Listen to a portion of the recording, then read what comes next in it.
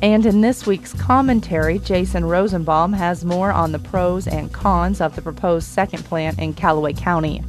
If there is one behavioral trait that propels humanity into a common existence, it is repetition.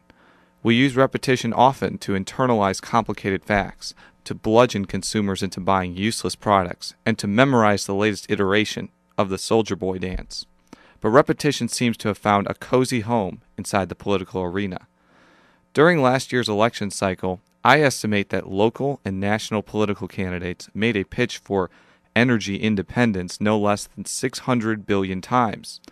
Often, candidates from both parties beseech the electorate to strive for an Apollo-like plan to get the country to bolster its renewable and non-renewable energy sources.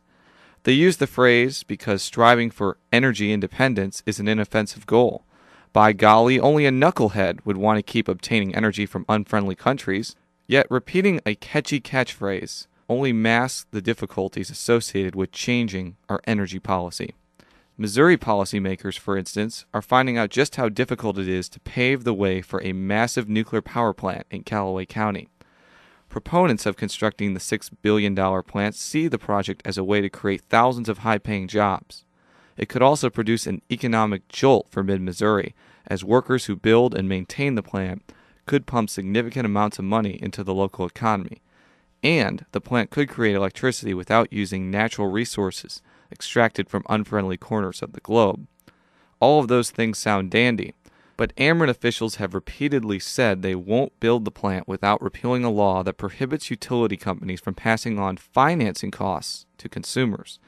Senator Delbert Scott pushed forward a bill to carve out an exception for nuclear power plants as well as wind and clean coal structures. But the debate over the bill opened up an array of questions. Will big corporations suffer when they expend more cash to pay for increased utility rates? Will poor and elderly consumers get the shaft? And even if the bill passes in its current form, does it guarantee that Ameren will go ahead and build the plant? Those aforementioned queries don't even touch on some environmentalist concerns about nuclear power's safety and production of waste. Nuclear power is controversial, but there's also been pushback against other non-traditional energy sources. Folks in Massachusetts have been upset about the potential construction of wind turbines off Cape Cod. Opponents argue the project could harm the area's natural beauty, even though it could also squelch the consumption of oil. Changing America's energy policies is tougher than a slogan. Such change could require a methodical divergence in how consumers use energy, such as purchasing fuel-efficient vehicles or being more judicious in heating a home. It will also require extensive investment in infrastructure, a goal that isn't always simple to achieve without making people unhappy. I'm Jason Rosenbaum. That's all the time we have for this week. Thanks for listening. I'm Sarah Whitmire.